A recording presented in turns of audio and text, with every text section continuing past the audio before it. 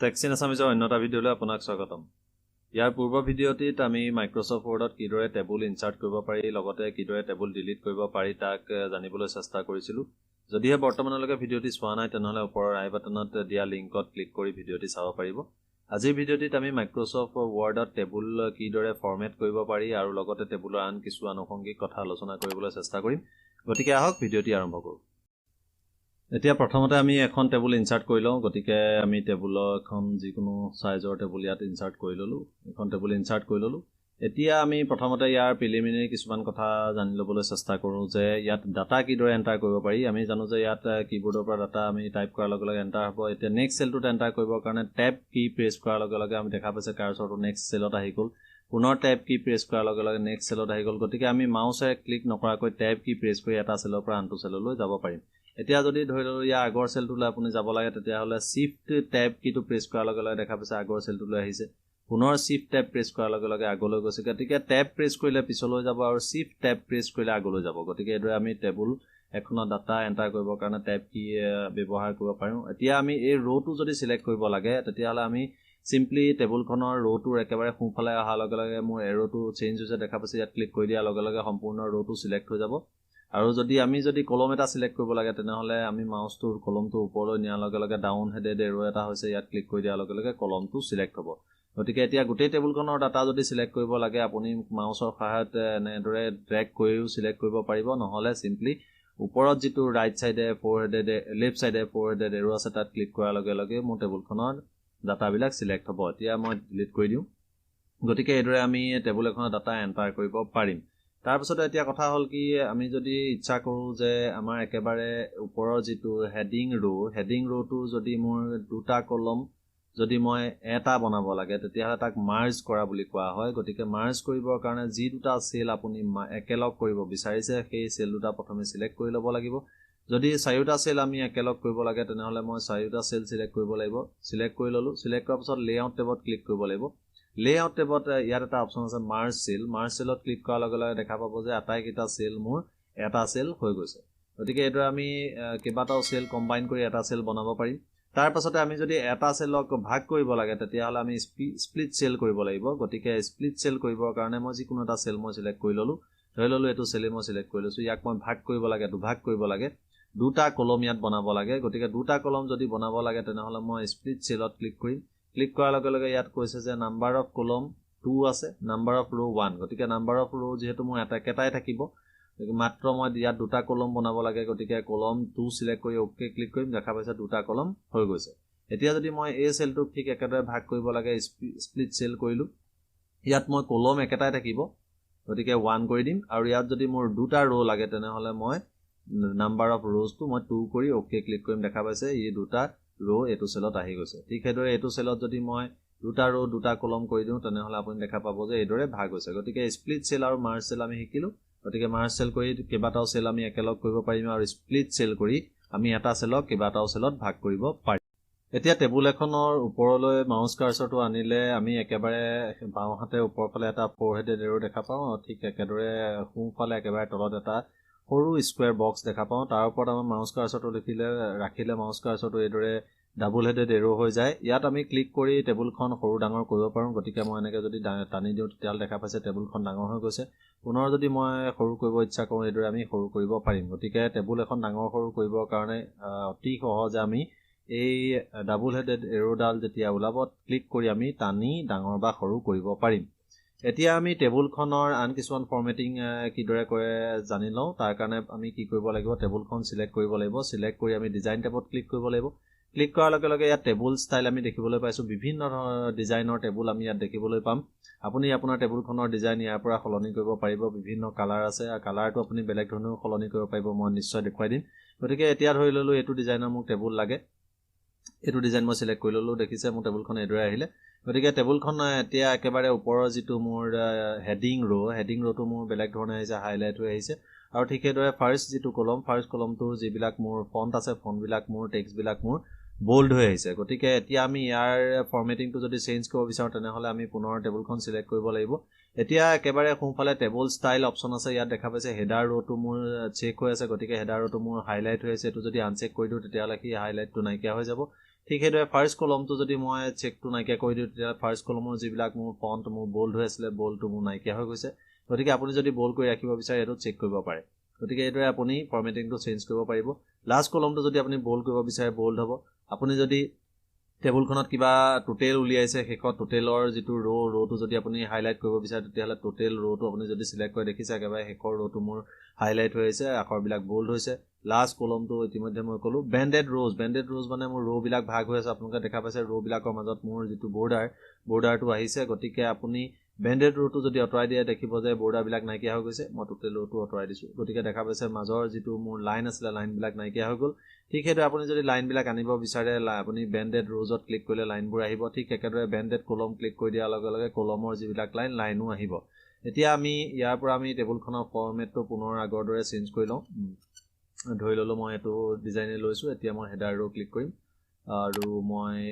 বেন্ডেড rose থাকক এতিয়া বেন্ডেড কলমো মই ৰাখি দিছো এতিয়া মই ইয়াৰ যদি কালাৰটো চেঞ্জ কৰিব লাগে তেতিয়ালে ইয়াত বিভিন্ন ধৰণৰ কালাৰ আছে আপুনি দেখা পাইছে ইয়াৰ পৰা যিকোনো কালাৰ আপোনাৰ ইচ্ছা অনুসৰি ল'ব পাৰে আপুনি যদি বিচাৰে ইয়াত আৰু বেলেগ কালাৰ আপুনি বিচাৰি পাব গতিকে আপোনাৰ ইচ্ছা অনুযায়ী ইয়াৰ পৰা যিকোনো ধৰণৰ কালাৰ আপুনি সিলেক্ট কৰি ল'ব পাৰিব গতিকে এটো কালাৰ ললো এতিয়া আপুনি যদি ভাবে যে এই কালাৰটো আপোনাৰ মন পছন্দৰ হোৱা নাই তেনেহলে আপুনি যদি চেঞ্জ কৰিব বিচাৰে তেনেহলে আপুনি কালাৰ চেঞ্জ কৰিব কাৰণে ইয়াতে শেডিং এটা অপচন আছে শেডিং বাটনত ক্লিক কৰাৰ লগে লগে ইয়াত বিভিন্ন ধৰণৰ কালাৰ আছে ইয়াৰ পৰা আপুনি কালাৰ চেঞ্জ কৰিব পাৰিব ইয়াত যদি আপোনাৰ মন পছন্দৰ কালাৰটো নাই তেনেহলে আপুনি মোৰ কালাৰ অপচনত ক্লিক কৰিব লাগিব মোৰ কালাৰ অপচনত আপুনি আৰু বহুত কালাৰ ইয়াত দেখিবলৈ পাব ইয়াতো যদি আপোনাৰ ইচ্ছা অনুযায়ী যেটো কালাৰ বিচাৰিছে পোৱা নাই তেনেহলে কাস্টম অপচনত ক্লিক কৰিব ইয়াৰ পৰা আপুনি নিজৰ কালাৰটো আপুনি বনাই ল'ব পাৰিব গতিকে আপুনি স্লাইডাৰডাল ব্যৱহাৰ কৰি এই স্লাইডাৰডাল ব্যৱহাৰ কৰি আপুনি কালাৰটো বনাব পাৰিব যেনেকুৱা কালাৰ আপোনাক লাগে লাইট কালাৰ এটা মই বনাই লৈছো গতিকে এটো কালাৰটো মই বনাই ললো ওকে ক্লিক কৰি দিয়া লগে লগে কালাৰটো মোৰ টেবুলখনত এপ্লাই হৈ গল এতিয়া যদি আপুনি টেবুলখনৰ ফন্ট বিলাকৰ কালাৰ চেঞ্জ কৰিব বিচাৰে তেনেহলে আপুনি টেবুলখন সিলেক্ট কৰি ল'ব সিলেক্ট কৰি লোৱাৰ পিছত হোম টেবত যাব লাগিব হোম টেবত গৈ আপুনি ফন্ট গ্ৰুপৰ ভিতৰত আমাৰ টেক্সট কালাৰ যেটো অপচন আছে পাইছো ফন্ট কালাৰ আপুনি যি ধৰণৰ ফন্ট কালাৰ আপুনি দিব বিচাৰে সেই ফন্ট কালাৰটো আপুনি ইয়াৰ পৰা সিলেক্ট কৰিব লাগিব গতিকে এটো ফন্ট কালাৰ মই সিলেক্ট কৰিলো আৰু আপুনি যদি ইয়াৰ ফন্ট বিলাকৰ কালাৰ বা ডিজাইন আপুনি ফেস সকলো বিলাক চেঞ্জ কৰিব বিচাৰে তেনেহলে আপুনি হোম টেবৰ ভিতৰত ফন্ট গ্ৰুপৰ পৰা সকলো বিলাক কৰিব পাৰিব ইয়াৰ পৰা যদি আপুনি আখৰৰ ডিজাইনটো সলনি কৰিব বিচাৰে তেনেহলে সলনি কৰিব পাৰিব গতিকে আখৰৰ ফৰমেটিং কিদৰে কৰিব পাৰি ইতিমধ্যে মই কেইবাটাও ভিডিও প্ৰস্তুত কৰিছো আপোনালোকে মোৰ চেনেলত যিখন মাইক্ৰসফট ৱৰ্ডৰ প্লেলিষ্ট আছে তাতো আপোনালোকে ভিডিওসমূহ পাব তলৰ ডেসক্ৰিপচনত মই লিংক দি দিম তাৰ পৰা আপোনালোকে সকলো বিলাক ৱৰ্ডৰ ভিডিও চাব পাৰিব গতিকে এদৰে আমি ফন্ট চেঞ্জ কৰিব পাৰিম এতিয়া আমি যদি বৰ্ডাৰটো চেঞ্জ কৰিব বিচাৰো তেনেহলে বৰ্ডাৰো চেঞ্জ কৰিব পাৰিম তাৰ কাৰণে মই ইয়াৰ ডিজাইনটো যেটো মোৰ ডিজাইনটো মই নৰমাল ডিজাইনটো ৰাখিলো গতিকে মোৰ ডিজাইনটো মই নৰমাল কৰি ললো এতিয়া মই ইয়াৰ বৰ্ডাৰটো যদি মই চেঞ্জ কৰিব বিচাৰো তেনেহলে কেনেকৈ চেঞ্জ কৰিব পাৰিম মই দেখাই দিছো তাৰ কাৰণে ইয়াত বৰ্ডাৰ এটা অপচন আছে দেখা পাইছে বৰ্ডাৰ অপচনত আমি বহুত অপচন ইয়াত দেখিবলৈ পাম মই সকলো বিলাক এটা এটাকৈ আপোনালোকক দেখুৱাবলৈ চেষ্টা কৰিম তাৰ কাৰণে আমি সৰু যেটো এৰো আছে এৰোটোত ক্লিক কৰিম ক্লিক কৰাৰ লগে লগে ইয়াত যেটো বটম বৰ্ডাৰ দেখা পাইছে top border left border right border এইবিলাকত আমি যদি ক্লিক কৰো তেতিয়াহলে আপুনি বৰ্ডাৰটো এড কৰিব পাৰে বা ৰিমুভ কৰিব পাৰে এতিয়া মোৰ যেহেতু টেবুলখন সিলেক্ট হৈ আছে গতিকে বটম বৰ্ডাৰ যদি মই এটো ক্লিক কৰি দিও তেতিয়াহলে দেখা পাইছে মোৰ বটমত এতিয়া বৰ্ডাৰটো আহি গৈছে ৰেড কালাৰ বৰ্ডাৰ যে কাৰণ মোৰ বৰ্ডাৰটো ইতিমধ্যে ইয়াত মই সিলেক্ট কৰি থোৱা আছিল বৰ্ডাৰটো কিদৰে সিলেক্ট কৰিব পাৰি তাকো মই আপোনালোকক দেখুৱাই দিম ঠিক একেদৰে টপ বৰ্ডাৰ যদি ক্লিক কৰি দিও তেতিয়াহলে টপত বৰ্ডাৰ আহি গৈছে লেফট বৰ্ডাৰ দিয়াৰ লগে লেফটত আহি গৈছে ৰাইট বৰ্ডাৰ দিলে ৰাইট বৰ্ডাৰ আহি যাব গতিকে এদৰে আমি বৰ্ডাৰ আমি দিব পাৰো অল বৰ্ডাৰস ক্লিক কৰি দিয়া লগে লগে সকলো বিলাক বৰ্ডাৰ মোৰ এনেকুৱা হৈ গৈছে আপোনালোকে দেখা পাইছে গতিকে বৰ্ডাৰৰ আপুনি কালাৰ ডিজাইন সকলো বিলাক চেঞ্জ কৰিব পাৰিব নো বৰ্ডাৰ কৰিলে বৰ্ডাৰ নাইকিয়া হৈ যাব টেবুলখনত গতিকে বৰ্ডাৰ আপুনি কিদৰে দিব পাৰিব বা বৰ্ডাৰ ডিজাইন কিদৰে চেঞ্জ কৰিব পাৰিব তাকো মই আপোনালোকক দেখুৱাই দিম গতিকে টেবুলখন পুনৰ সিলেক্ট কৰিব লাগিব সিলেক্ট কৰি লোৱাৰ পিছত এই সৰু এৰোটো ক্লিক কৰি একেবাৰে তলৰ যেটো অপচন আছে বৰ্ডাৰছ এণ্ড শেডিং তাত ক্লিক কৰাৰ লগে লগে এখন উইন্ডো আহিব এই উইন্ডোখনত আপোনালোকে তিনিটা ট্যাব দেখা পাইছে বৰ্ডাৰ পেজ বৰ্ডাৰ শেডিং তে বৰ্ডাৰ অপচনত সেটিংটো আপুনি দেখা পাইছে নান এতিয়া মোৰ বৰ্ডাৰ এটাও নাই বক্স কৰি দিয়া লগে লগে ওকে ক্লিক কৰি দিয়া লগে লগে দেখা পাইছে যে মোৰ চাৰিওফালৰ যেটো চাৰিওফালৰ বৰ্ডাৰটো আহিছে এতিয়া পুনৰ ঠিক একেদৰে আমি যদি ইয়াত অল সিলেক্ট কৰো তেতিয়াহলে মোৰ অল বৰ্ডাৰস আহি যাব দেখা পাইছে গতিকে এই কামটো আমি ইয়াৰ পৰাও কৰিব পাৰো ইয়াত আমি দেখা পাইছো অল বৰ্ডাৰস আছে নো বৰ্ডাৰস আছে আউটসাইড বৰ্ডাৰ আছে এই ভিতৰত যিবিলাক কাম আছে সেই সকলো বিলাক অপচন আপুনি ইয়াতো পাব গতিকে ইয়াৰ পৰাও কৰিব পাৰে আৰু ইচ্ছা কৰিলে আপোনালোকে ইয়াৰ পৰাও কৰিব পাৰে তাৰ পাছতে আমি ষ্টাইল এটা গ্ৰুপ দেখা পাইছো ষ্টাইলত আপুনি বিভিন্ন ধৰণৰ বৰ্ডাৰ ডিজাইন ইয়াত দেখা পাব বেলেগ বেলেগ বৰ্ডাৰ আছে যিটো ডিজাইন আপোনাক লাগে সেই ডিজাইনটো আপুনি সিলেক্ট কৰি ল'ব পাৰে গতিকে মই ধৰি ললো এটো বৰ্ডাৰ লাগে এতিয়া ইয়াৰ কালাৰটো মই চেঞ্জ কৰিব পাৰো কালাৰটো মোক ধৰক ব্লু কালাৰ লাগে ডাৰ্ক ব্লু তাৰ পাছতে ইয়াৰ যেটো উইথটো আপুনি চেঞ্জ কৰিব পাৰিব বেলেগ বেলেগ উইথ আছে মই উইথটো অকমান কমাই দিছো এতিয়া ওকে ক্লিক কৰি দিয়া লগে লগে আপোনাৰ উইথটো আহি গৈছে দেখা পালে গতিকে এইদৰে আমি বৰ্ডাৰ আমি সেট কৰিব পাৰিম টেবুলখনৰ ঠিক একেদৰে আমি ইয়াত যদি ক্লিক কৰো পুনৰ ইয়াতো আপোনাৰ যে কেইটা অপচন ওপৰত দেখুৱাইছিলো ইতিমধ্যে সকলোবিলাক ইয়াতো আপুনি পাব ইয়াৰ যদি মাজৰ লাইন বিলাক যদি আপোনাক নালাগে আপুনি ইয়াৰ পৰা এটো উঠাই দিলে এতিয়া যদি ওকে ক্লিক কৰি দিয়ে মাজৰ লাইনবোৰ নাইকিয়া হৈ গ'ল কলমৰ লাইন বিলাক যদি নালাগে তেতিয়ালে আপুনি পুনৰ ইয়াত যেটো এই মাজৰ এটো আছে এটো ক্লিক কৰি দিয়া লগে কলম বিলাক নাইকিয়া হৈ যাব দেখা পালে গতিকে এইদৰে আমি